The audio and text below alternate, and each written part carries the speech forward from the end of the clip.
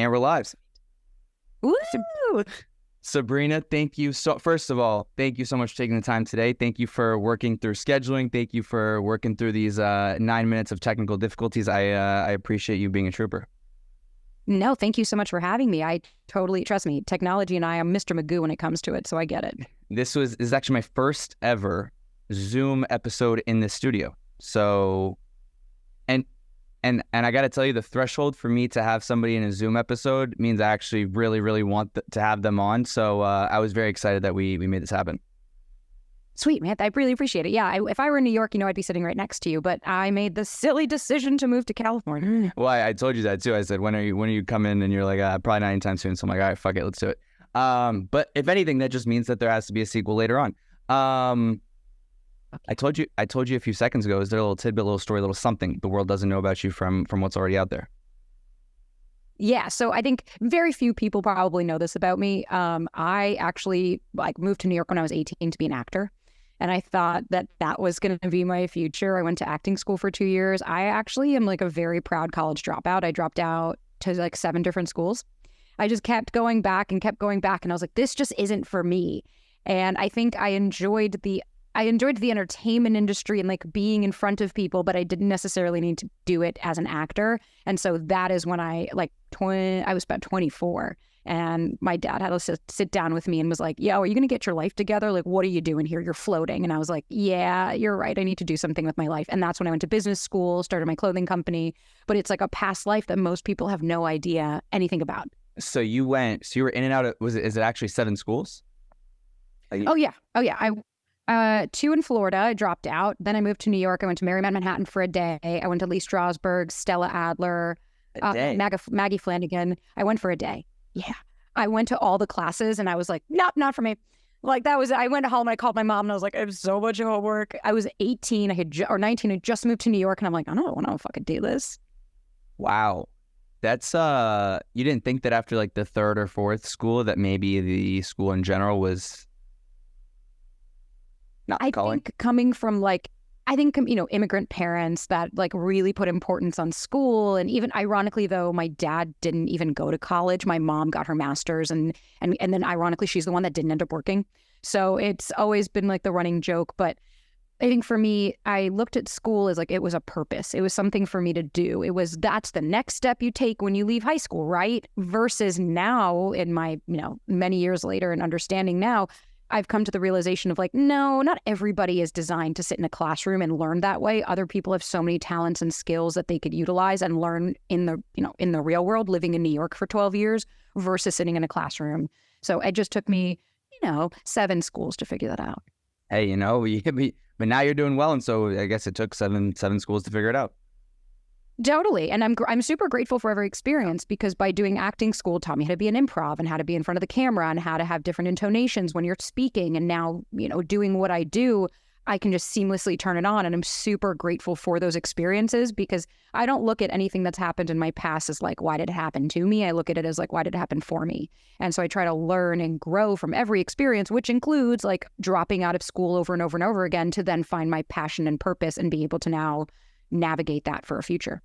Well, I think also, even it makes sense that you went to that acting and everything, I guess, in front of the camera was one of your passions, just because I think that's one of the ways that I found your content, and not just found it, but also found it engaging, was because I think that you are extremely obviously articulate, but the intonations and the way that you speak and verbalize, I think is very, draws people into wanting to listen and consume the content. Thank you. Yeah, I appreciate that. It's not just, because I've seen creators that their messaging is beautiful. You're like, man, I love what you're saying, but fuck, you're boring. Mm-hmm. It's like talking to a brick wall or there's some people that are super personable, and we've seen those content creators that blow up, and then you listen to what they're saying and you're like, what is this? There's no substance to it. So I tried to find a balance. And listen, what I've also learned in this world is there's going to be a lot of people that don't like you. There's going to be a lot of people that don't like how you talk. There's so many people, I hate how fast you speak. Ew, you sound trashy, you're cursing. And it's like, fuck off. Like, I don't censor myself. I don't change the way I am for anybody. So it's like, if you like it, great. And if you don't, go find somebody else. I can tell you lived in New York with because the heavy use of the word fuck. It's probably top one favorite words of mine. So we can relate on that. Yeah. So I guess, like, did you ever think that when you were younger, this would be, I guess, where you're at today and now? Never. Okay, so when I was younger, it's really interesting. I have 2 siblings. I have an older brother and older sister than me. All of us, it's not a surprise. Like, my brother, he's a filmmaker. Since he was a kid, film. Like, everything has revolved around film. His entire life was film. It wasn't a surprise. My sister was more the tomboy. She has a spin studio. She's really into fitness. It's like, that wasn't a shock. For me, I was a model growing up. So like, I was super thin and tall when I was a kid, and I had like a different look. Then I hit puberty, became a woman, and all of a sudden it was like, okay, I think they used the quote, I have childbearing hips.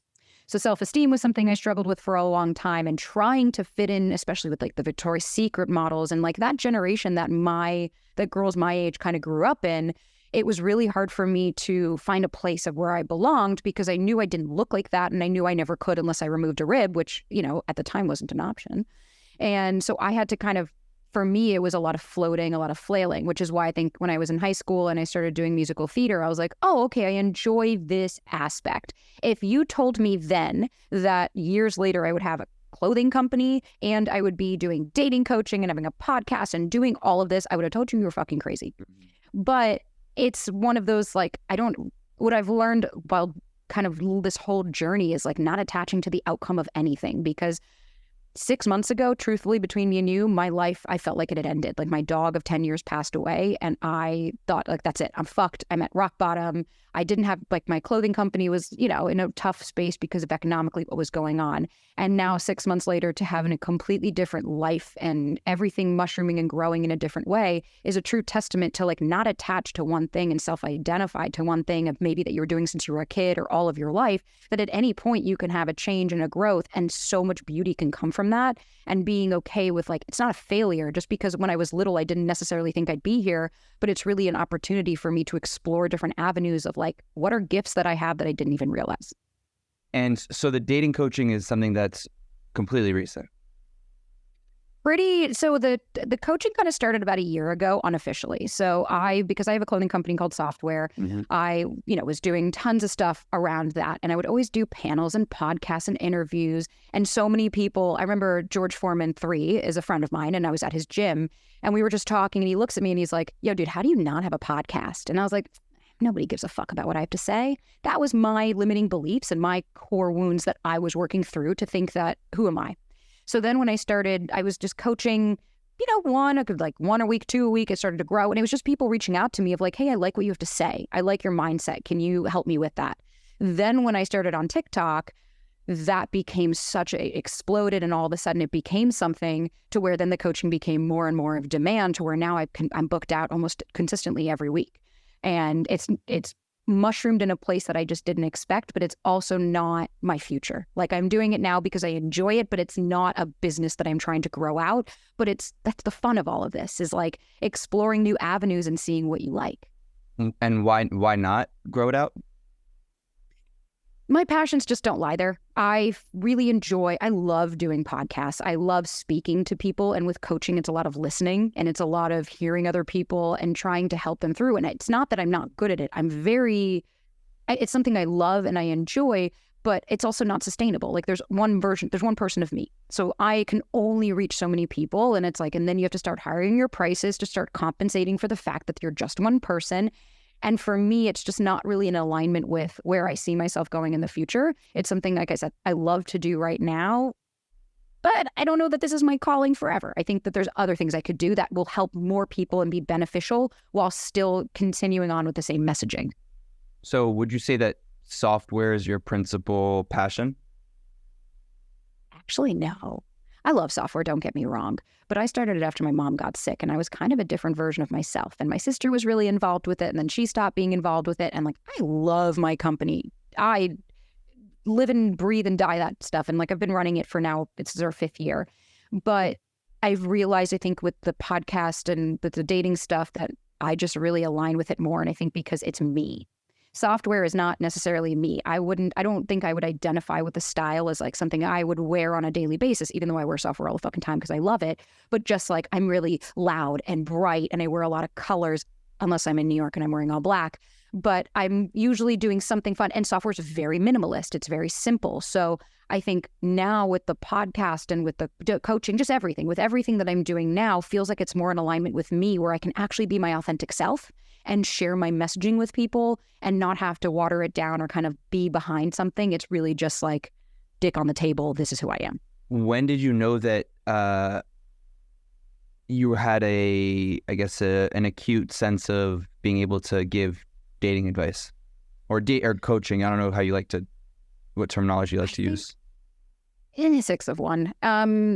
It's funny because I don't know necessarily that there was ever like a light bulb that went off of like, oh, this is what I'm good at. It really was me it was the TikTok. Like when I just kind of posted some videos and then it started to grow. And I remember my friend texted me and she's like, oh, you're growing 5 followers a day. If you continue at this rate, you'll get like 1,000 by the end of, whatever. And I was like, sweet. And then now I'm at almost 400,000 in like 7 months. And it's like, it just mushroomed quickly. And I think within that, gave me the confidence to be like, wait, I do have something to say. I can take my pain and turn it into purpose and passion. And I finally, I think, gave a voice to a lot of people that were similar to me that felt kind of trapped in my own internal hell, where for so long I was so anxious and so unaware and didn't understand all of these aspects to how I was coming off to people and how my anxiety was affecting every aspect of my life, that now I'm finally able to like advocate for those people and be a voice of, it doesn't have to own you. It doesn't have to control you. And I think by doing that, I've also started to really understand the psychology of things. And I've been taking courses to understand, like, it's less about really why somebody's doing something, but it's like, where is this coming from? What's the root? How is this impacting you? How is it coming off? Because I think if we continue to ask why questions, we're in victim mode. But if we go into what and how, we're able to explore and become more observant. So I think just being able to utilize all of these things, I've really honed into like where I'm good, what I'm good at. And now the coaching just started to take off to where it became a thing. Yeah, I mean, I think, what's interesting too is I'm just thinking about when I first started. I think you probably came up on my For You page in some capacity. And usually, and maybe it's just my own personal biases, I've always been, I don't know, I don't think I've ever really consumed dating content in general. But with yours, I was very drawn to it. Perhaps it was also where I was at in my life on a dating level. And, so maybe you're more susceptible to wanting to listen to different points of view. But I think there was also the advice in itself was very much, or at least some of the clips that I had seen at first, was very much rooted in what you're saying, like very relatable, very rational, I think. And, and I think what's interesting too is when you're in a point where you can't be rational about your own situation, it helps to view or listen to content about somebody who can objectively give you some rational advice, or if not advice, rational points of view. And I wonder if that's like a conscious choice that you make when you're thinking about certain situations and some of the content that you put out around these topics. Totally. And I think you make such a good point, because it's like, it is very contingent upon like where you are in life and what messaging you're willing to hear, because I'll get people that will fucking argue with me and fight tooth and nail. And we all know how the trolls are. They will fight tooth and nail to hold on to their narrative, because it's like, hey, you're just not at a place where you have the bandwidth to accept this. And that is okay. Don't worry.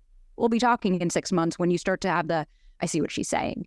But I think for me, I was so tired of the black and white statements. Everything of like, if a guy likes you, he'll do this. And it's like, no, I think human beings are nuanced. We have a lot of layers to us. There's a lot more to us than just like, there's this one creator and it drives me insane because of course he gets millions of views and everything is, you'll know a guy likes you because he kisses you on the forehead. And it's like, the fuck are you talking about? Like, this is not real world applications. And I think for me, because I lived in New York for 12 years and I lived in LA for almost 2 years. Now I live in San Diego. I've dated in Miami. Like, I've dated like a real adult and not like a lot of the Pollyanna people that are talking of like maybe they've been married for 15 years and they're talking about, don't kiss within the first 3 months. And it's like, can we talk about reality for a second? And maybe that's the New Yorker in me.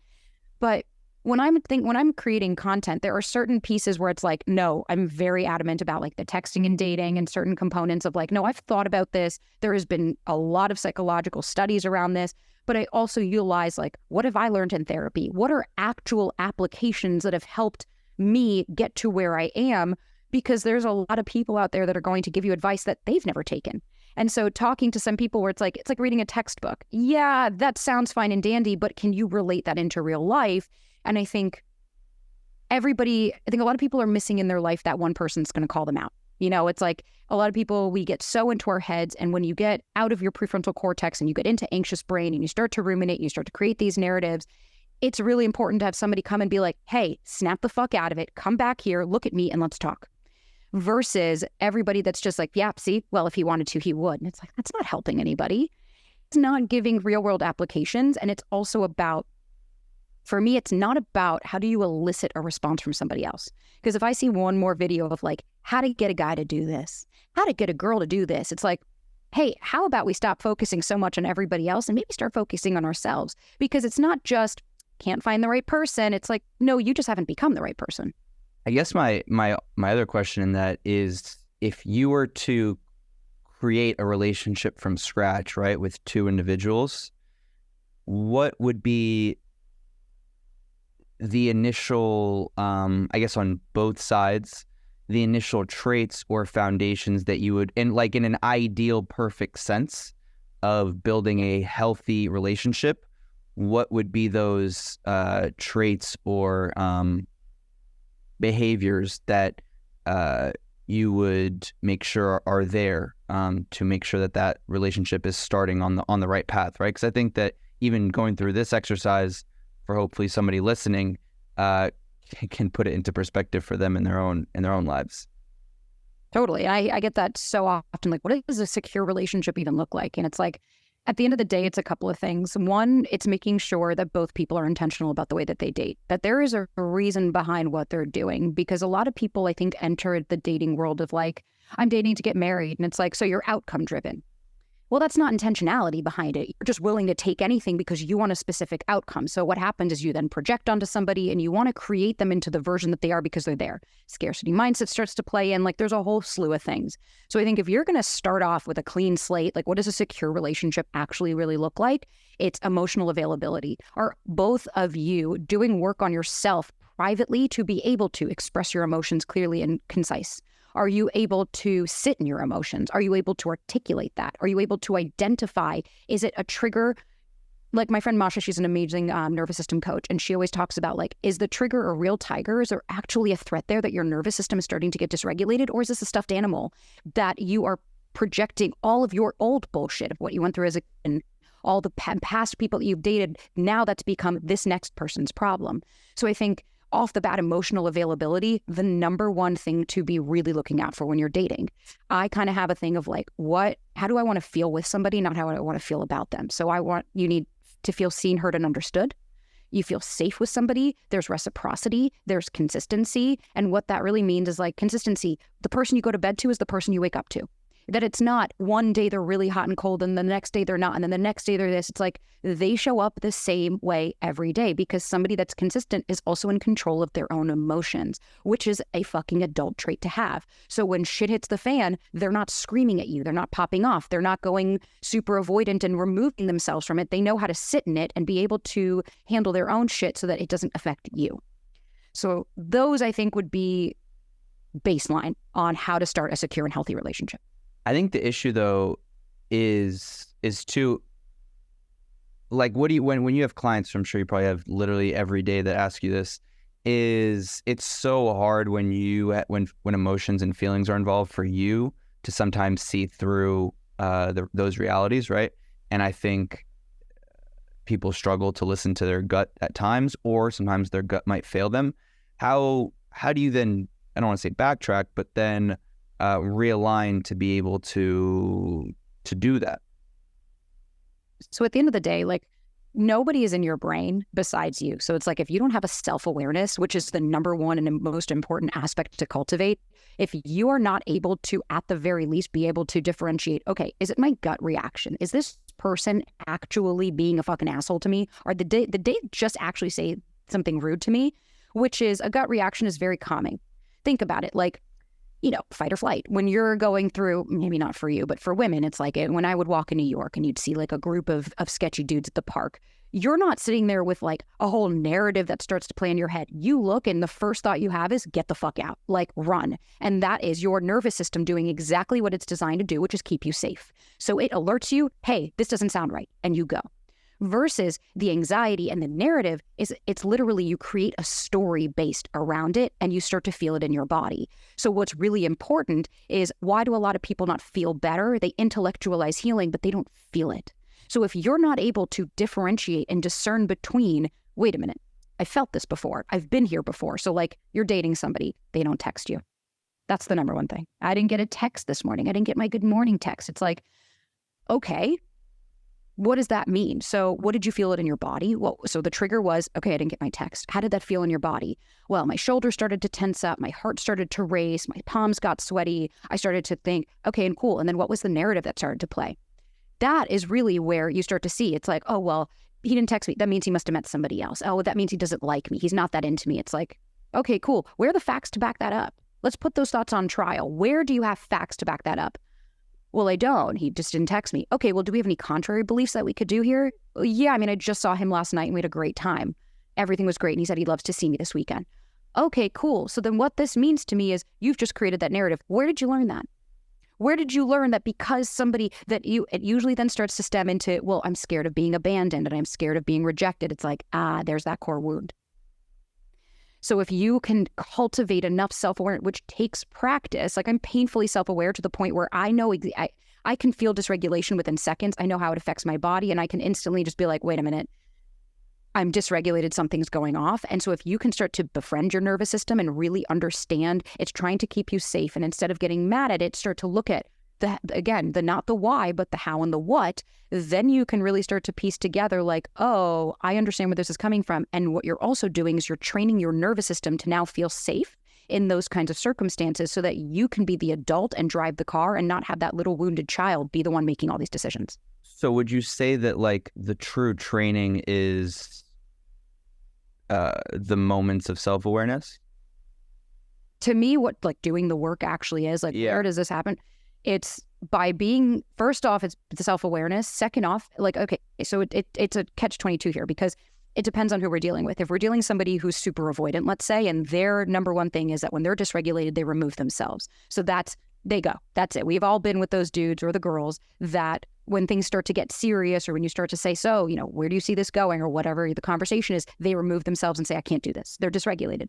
Versus somebody anxious who they need to co-regulate. They need somebody else to validate their experience. Otherwise, it's all hell in a handbasket.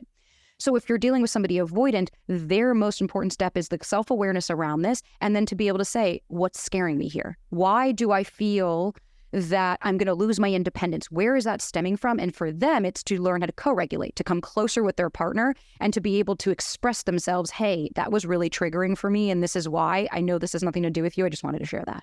And then for somebody anxious, it's really important to be able to discern and differentiate. Again, is this a narrative I'm creating? I have to learn to self-soothe. I can't always depend on somebody else to validate my experience, because if we give other people control over our emotions, you are fucked, because then they can control you. Then how, and at what point, because in a way, this is, you know, this is what doing, correct me if I'm wrong, but this is what doing the work looks like, yeah? And how do you know when is the right time to do the work, to do the, like, there's the personal do the work, and then there's the relationship do the work. How do you know when is the right time to do the relationship do the work together? What do you mean together, like with your partner? Yeah, as in like, is there a moment that you, not like it's like a particular moment, it obviously is going to be different for every relationship, but there comes a time where if you want to make something functional and I guess long-term and rooted in strong foundations, that you and your partner are going to have to do the work together. I think sometimes the hard part is to gauge when is the right time that you feel like you can do that work together as opposed to, and I guess are serious enough to do that work together? How do you suggest identifying that moment, if that makes sense? Yeah, so I think it's about safety. It's about feeling safe with your partner that when you express. So that's why I love Matthew Hussey always says test and then invest. It's like, so if you're dating somebody in the first or second, third, fourth, like that early stages of dating, you don't need to fucking talk about your childhood traumas and all the shit that you're experiencing and all of that. But you can even start with something minute of like, hey, can I share something with you? Like, that's a really great way to start a conversation and have open communication. Yeah, what's up? I got to be honest, let's say it's something as simple as like they canceled a plan and you saw on Instagram. I don't know. I'm just kind of pulling something out of my ass where it's like, can I share something with you? I got to be honest. When we had our date planned, I was super excited. And then when I saw you do that, it made me feel like very insignificant. And then I wasn't a priority to you. And I was under the impression that we were dating and that this was something that mattered to you. And I would be self-abandoning if I didn't express that to you, that how this is affecting me. And then by that, you gauge and see how that person reacts. If it's, oh my God, I'm so sorry. You're so right. That was really insensitive to me. I sincerely apologize. I need to do better. That just created so much more intimacy and connection between you two. Then as the relationship evolves and develops, you can then start to share more and more and more. But ultimately, at the end of the day, you're not doing the work together. You're both doing your own private personal development, and you're coming together and sharing and creating a connection and a relationship with that. But that shouldn't involve doing the work necessarily together. That's just communication, I would say.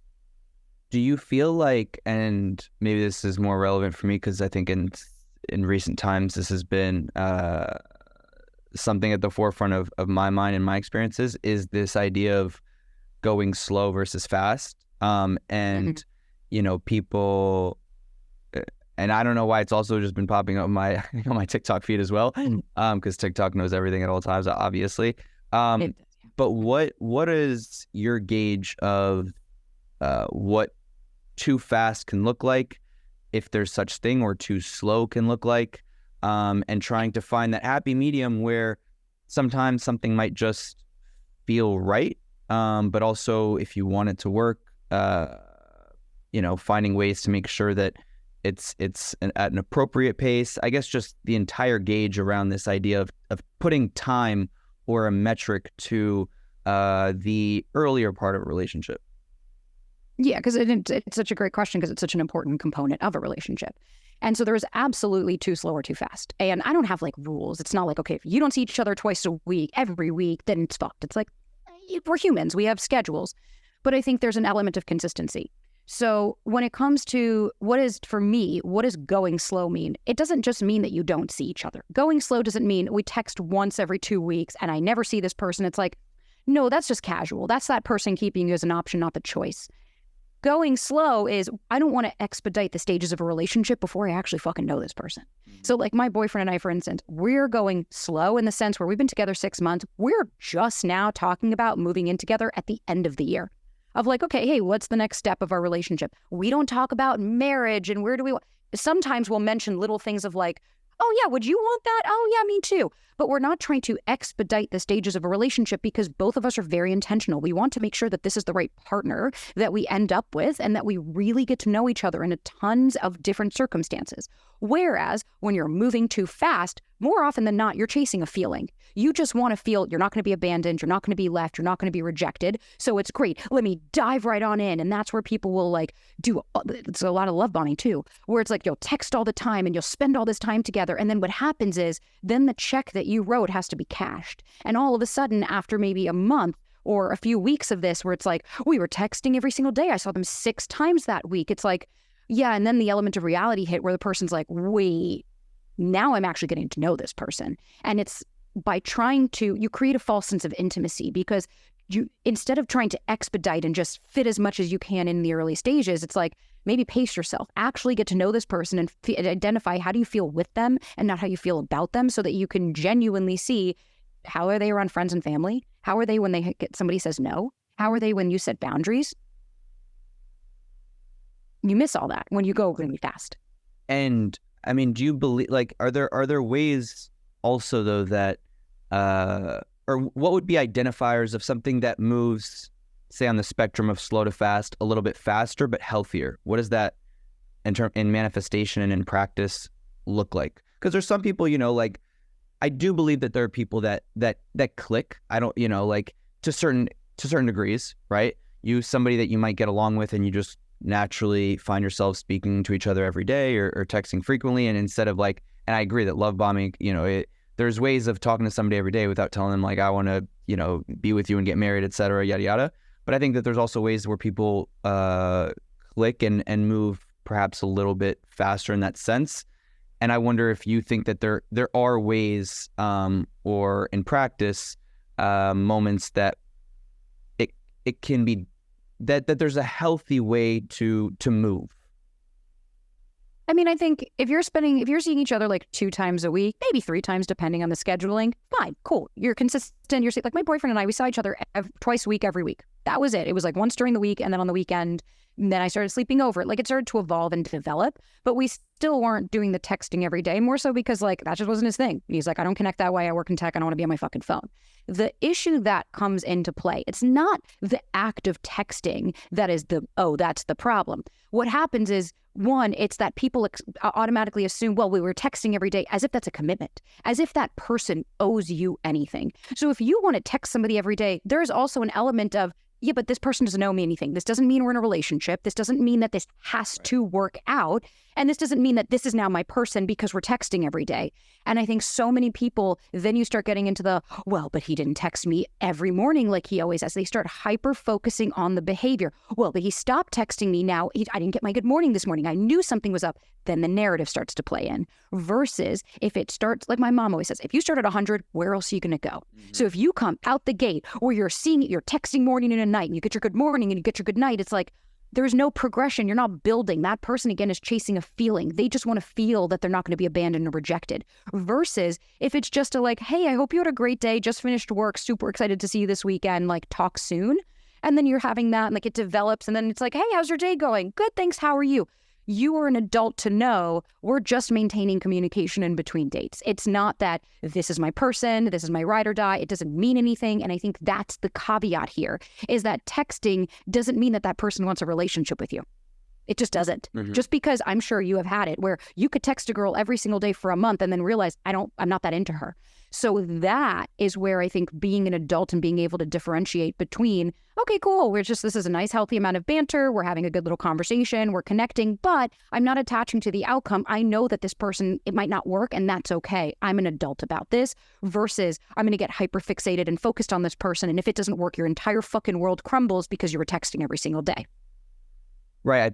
I mean, it's so funny too, because texting is it's become at the forefront of dating, you know, in that sense. And everybody's, I guess, hyper fixated on it. What are some of the other, I guess, tangible practices that you look for?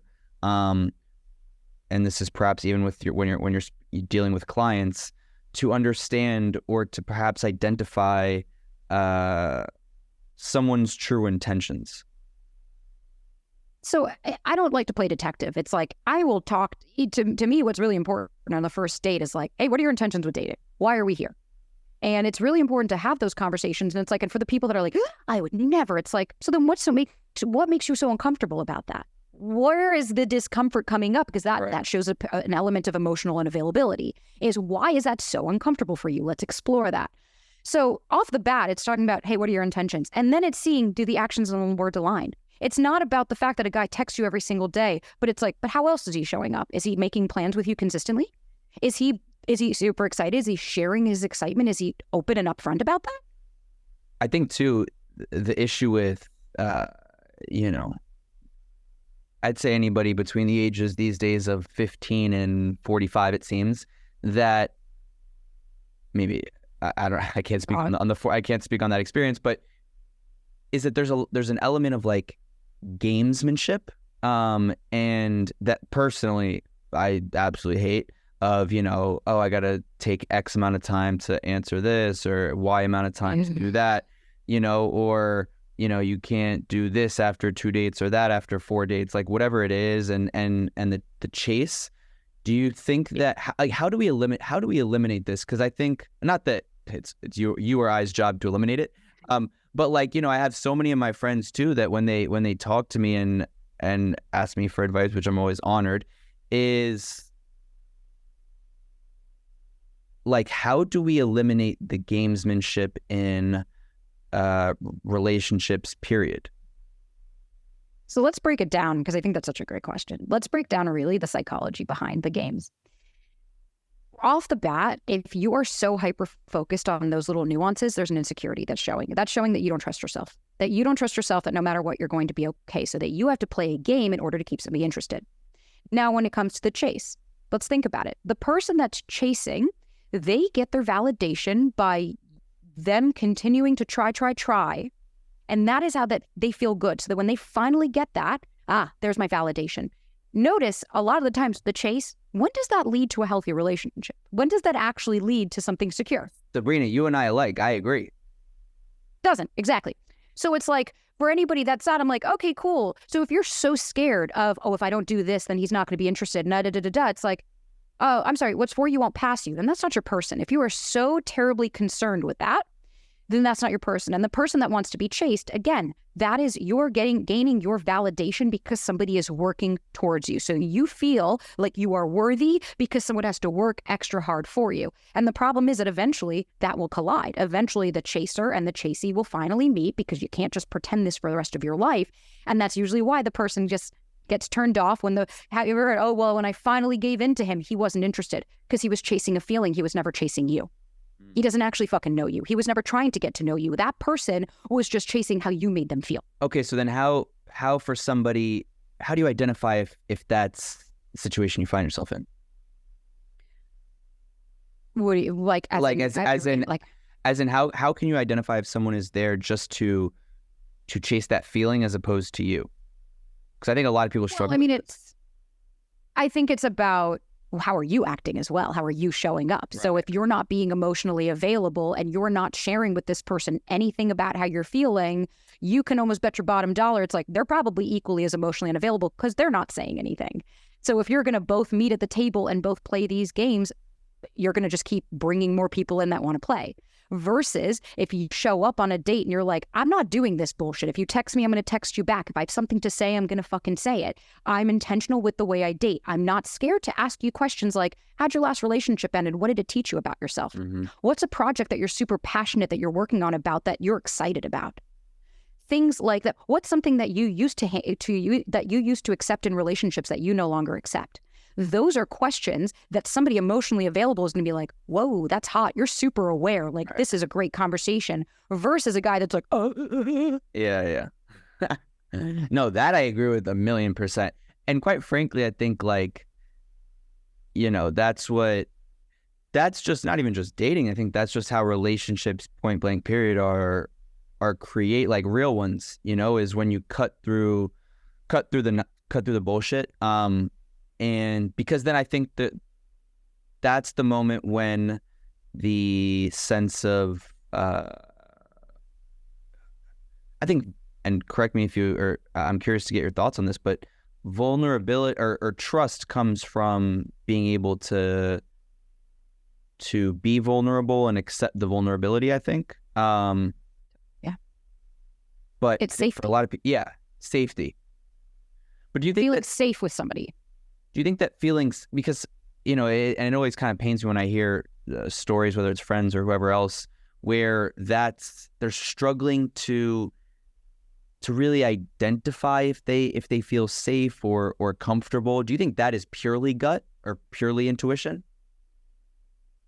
I think for a lot of people, when there's a lot of overthinking or second guessing or anything like that, that's insecurity. You don't trust yourself. So of course you're never going to be able to trust other people. And until you process through your own, and that's where, again, we're getting really clear on like, how do you want to feel with somebody? How do you want to feel when you're with them? So if it's safe, then knowing that, okay, if I share something with you that's vulnerable, what is vulnerability? It's sharing a part of yourself that could potentially turn somebody else off and send them running. But by the way that they respond, that's why it's so important to have these conversations.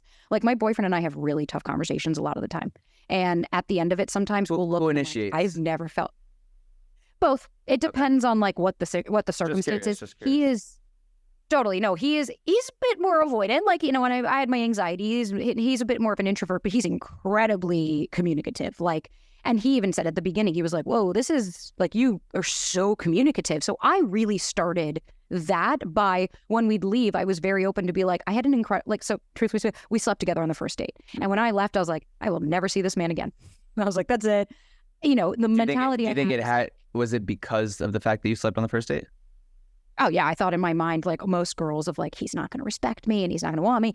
And I remember then when we had our second date, and I even told him honestly, I was like, didn't think I was going to hear from you. And he was like, why? I said, well, because we were intimate. And that started that conversation of like, what does intimacy mean to you? And how did that affect you? And then, oh, cool, well, how do you know? I really enjoyed my time with you. I'm super excited that we could get together again. And we were just open about how we felt.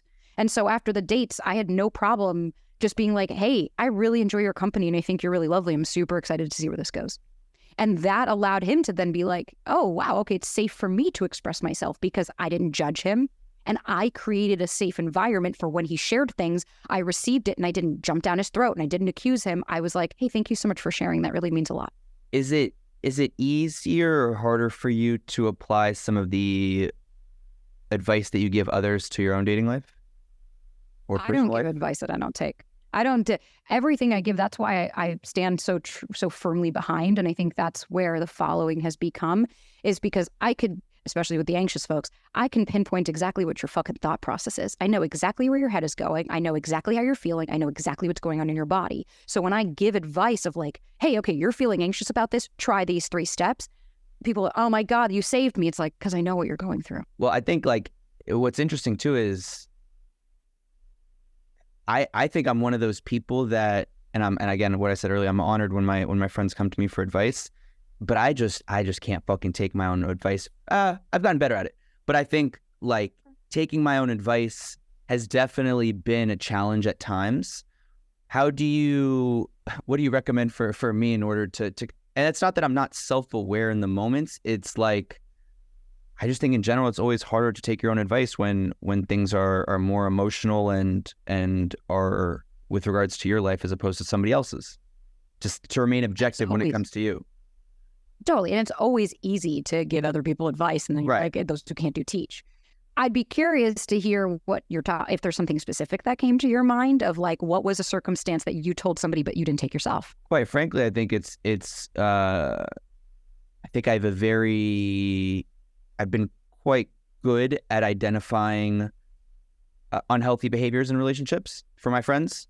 And then I think when it came to identifying some in my own, not that I didn't see them, but more that I avoided addressing them. And then now, and this is for a past relationship, and now in retrospect, I'm like, oh my God, duh, you know what I mean? But in the moments, so much harder. You start, I guess if I had to say why I think that happened is I started justifying, right? And you start making excuses or like, oh yeah, I heard about that happened in that relationship. Like this is, with me, it's not this, it's that. Yeah. And I mean, at the end of the day, it's like with self-awareness also comes like holding yourself accountable. Like radical accountability is really fucking hot. And so if you're in something that it's like, oh, well, to you, yeah, that's super toxic. And to me, it's like, well, because to you, it's triggering something within you. There's a wound that's being activated within you. And so, of course, and it's going to be to somebody else, they could look at that and be like, I would have walked away from that. But to you, perhaps that hit something really deep. Perhaps it's something that when you were a kid that you experienced that with your caregivers or you saw your parents act in a certain way. And so for you now, that's a core belief that has now been instilled within you of like, let's say something for an example of like speaking up, and holding a boundary. You could look at someone else and be like, that's bullshit. You need to have a boundary here and you need to stand up for yourself and you need to tell them what it is. But for you, that might be really difficult because your limiting beliefs might be growing up. Like for me, I had a narcissistic father. We weren't able to set boundaries. I was not able to express myself. So although I could see other people doing it, it wasn't until I addressed my own wounds and core and shit to say, what is causing me to not act in a way that is serving my highest self? Where am I not being honest with myself about the work that I'm doing within my own shit to address, is there a little me that needs me right now? Do I need to give myself this love and validation and acceptance that I'm so seeking from somebody else? And it's being able to call yourself out on your shit. Because at the end of the day, yeah, we could all keep going and being like, whoop-de-doo, I got a lot of people that don't take my fucking advice. And then they come back hurt and saying, oh, but I just didn't see it. And it's like, the universe, you'll keep getting the same shit until you learn your lesson. What aspects, like how do you continuously do the work in terms of you know, I guess continuing to do the work in different aspects of giving relationship advice? So for me, I think it's really important. I'm still in therapy every week, like with a badge of honor. I love my therapist. I love being in therapy. And I try different modalities. I've tried ketamine treatments to go deeper into my inner child stuff. I have like this really cool like vagus nerve activator thing, and I meditate with it. I make sure to prioritize my health and well-being. So I do inner child meditations twice a week to reconnect with me. I do courses that really help me to, I'm doing now a nervous system course to like learn more about that and how it affects our day to day and how you can, identify it. And I really start to also, I get really into how I feel. So, excuse me, for instance, like I was dysregulated the other day. My friend and I were talking about 6-month goals, and I said I wanted to like double the Do the Work podcast viewership. And I instantly, like, my shoulders went up, my chest started to get really tense, and I went to my phone to seek validation. I looked at analytics, and I stopped myself, and I was like, wait a minute, okay, what is this trying to tell me? There's something here that I'm not seeing. And it was like, okay. I started to really question, and I was like, what is causing this dysregulation? Okay, me telling myself I wanted to double was really hard for my nervous system to handle because it was just too much. And so I had to learn, okay, it's time to back off and it's time to explore where are those limiting beliefs coming from. And so I utilize every aspect because my boyfriend still triggers me all the fucking time because he's a human and I'm a human and I have wounds and things that are going to come up. And so every time I get curious, I don't get angry about it. I don't get mad at myself. I don't put myself down. I look at this as, yay, where else can I explore and what else is here so that I can continue to dig deeper and show up as the best version of myself today, better than I was yesterday. So if you had to boil down what that really is in terms of what growth and maturity and quote doing the work really looks like, would you say it's asking yourself after a specific feeling is occurring or while it's occurring, why do I feel like that? And because I think, when people say, this, what kind of drives me crazy all the time is like, oh, yeah, I'll work on that. And you don't really know, they don't even know what that looks like. Right. And I think I'm guilty of this at times as well. What does it look like in your eyes? So to me, it's really about where did you learn this from? Where's the root cause coming from? Because if you're constantly triggered or you're dysregulated all the time, or like let's say, if I don't know if you have an example specifically of something that could be that I could utilize, but if there I have one. If you please. Want. Okay. Let's say you have a situation where you're talking to someone. Like I've had this multiple times. I think throughout my life, really, is you're talking to someone and let's say texting or calling or whatever it might be, and they're not answering as quickly or the way that you would like, hypothetically, then it has in the past created a level of anxiety or being on edge or whatever it might be, right? And I think for me over time, and I can also share after how I've gotten better at that, but I think over time, you realize that what you're saying in the beginning has nothing to do with them and everything to do with you. So for me, the way that I got better at that was when I found myself being on edge because of that, to like just take a step back, and my outlet was just, working in general was like, distract yourself with not distract, but like do work because that's like your passion and a good way to not think about I don't know if that's maybe me being avoidant, but yeah. But like, I think for me, it was just having a more raw, honest conversation with myself, that like understanding that this is a irrational thought that I'm having. And instead of just sitting there continuously being irrational, try to think of a rational, tangible way of being better at handling this thought. And I think over time that then couples and develops into an actual behavior trait, which is, I don't care that they're not responding. It's okay. It has nothing to do with you. Does that make sense? Yeah, no, I know what you mean. I think the biggest thing is to avoid is like, we don't want to distract. It's not about, okay, when somebody texts, I'm just gonna, like, I have clients and they're like, I just go to the gym, and it's like, and then what happens when you get home? Oh, I'm still anxious. It's like, because distracting is not going to help the issue. Right. What it is identifying I'm dysregulated. That's the first step of like, okay, you didn't get your text. You start to ruminate, and all of a sudden, so the steps this is what I utilize every single fucking time I'm dysregulated. It goes quicker. But it's, okay, I'm dysregulated. Cool. I need to do something. So if you're more sympathetic, let's say, which is the fight or flight. So if you're more sympathetic where you feel like you have a lot of energy, anxiety is energy. So it's about moving it. So I'll like shake it out. You could do a little dance in your living room. You could punch a pillow. You could do some jumping jacks, whatever. There's so many different dysregulation techniques that you can use to just at the very least bring yourself back. And I equate it to when you're anxious and you're in rumination, you're at the edge of the cliff. We got to take you off the cliff to then start to work at this. The important thing is to one, show compassion to ourselves, is think about it. There is a little Felix and a little Sabrina. There is a little 6-year-old that's in there. And when you start to really visualize the way that you speak to yourself, you're speaking to that little kid. So if all your life you were told you're not good enough and you're not worthy and you're not pretty and you're not this and that. So now when you're like, you fucking moron, I can't believe you're so hyper-focused on this shit. Or like, why can't you just stop? Why can't you just be better? Imagine a little kid being like, I'm sorry. Oh, God, I'm so sorry. I'm so sorry. I messed up. I apologize. Now you are doing what everybody else did to you.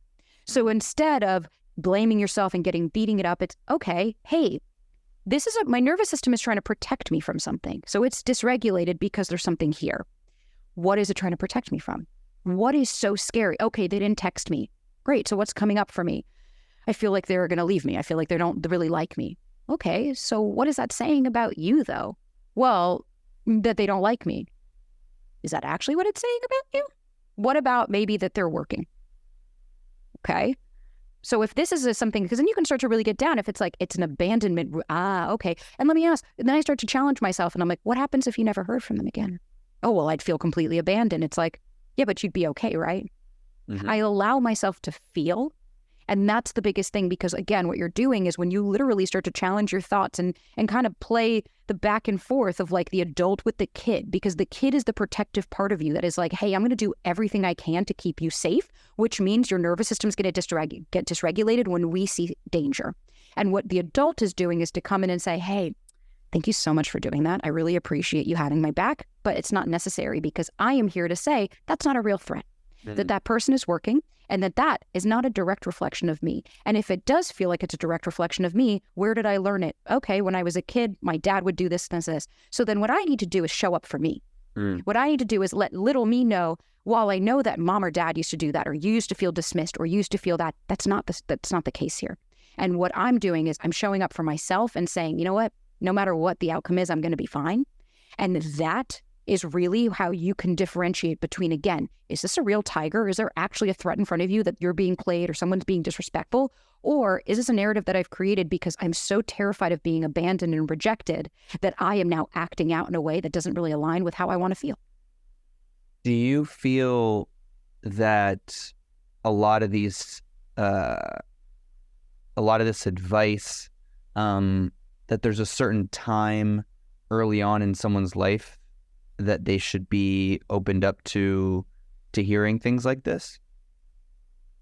Do you mean like in their life this took place? Yeah, or no, do you feel like that the quality of relationships could be improved if, say, you started getting exposed to ideas and I guess this type of healthy behavior and communication at, in your preteen years? Because I think a lot of the issues too is that people start only wanting to do the work when they hit that point of like a relationship. And usually, that's in your late teens, early 20s. And at that point, obviously you're still developing, but it's, you already have a foundation.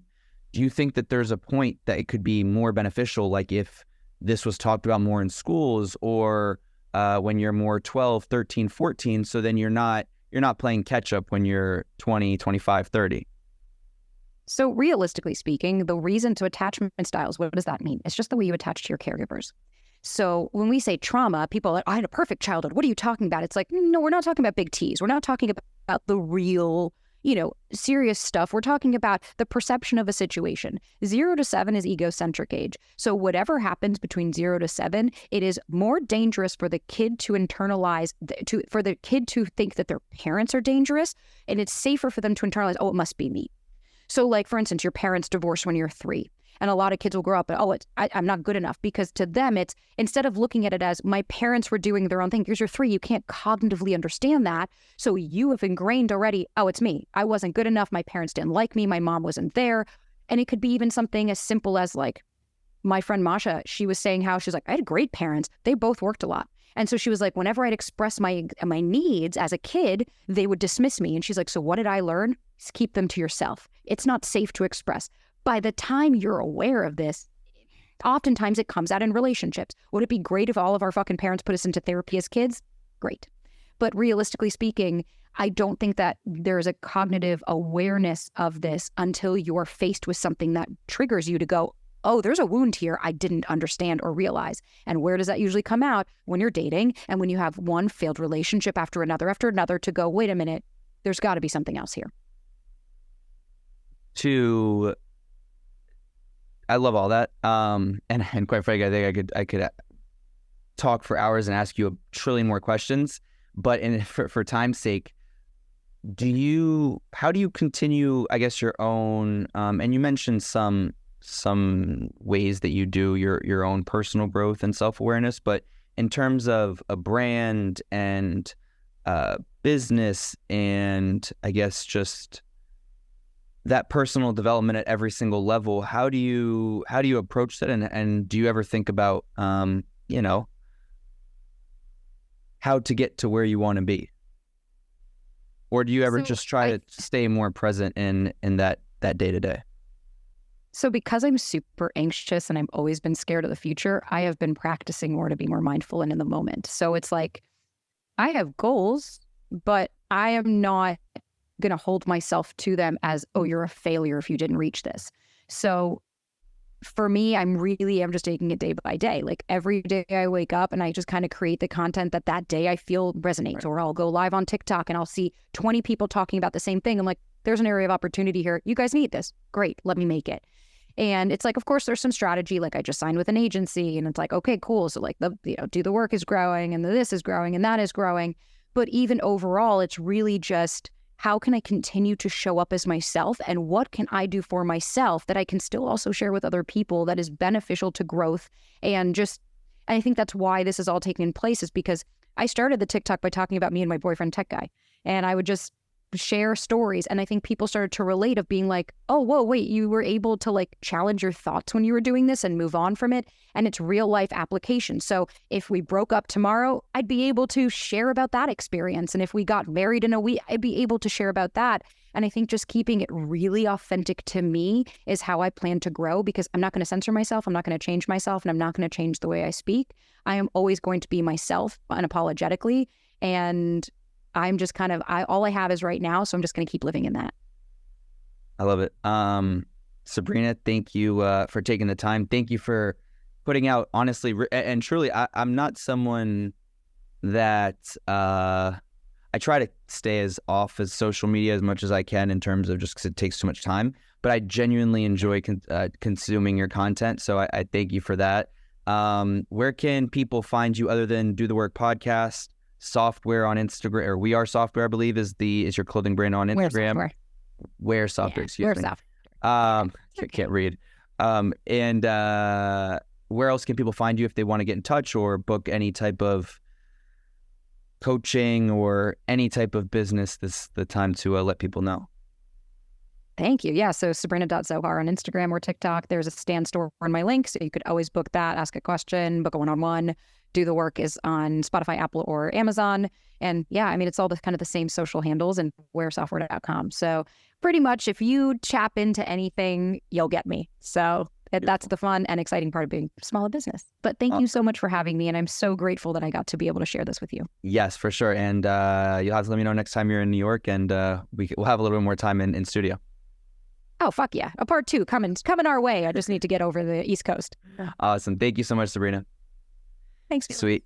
Thank you so much for watching this video. If you haven't done so already, please make sure you like the video, subscribe to the channel, follow me on Instagram at felix.levine. And if you have something to say, please leave a comment.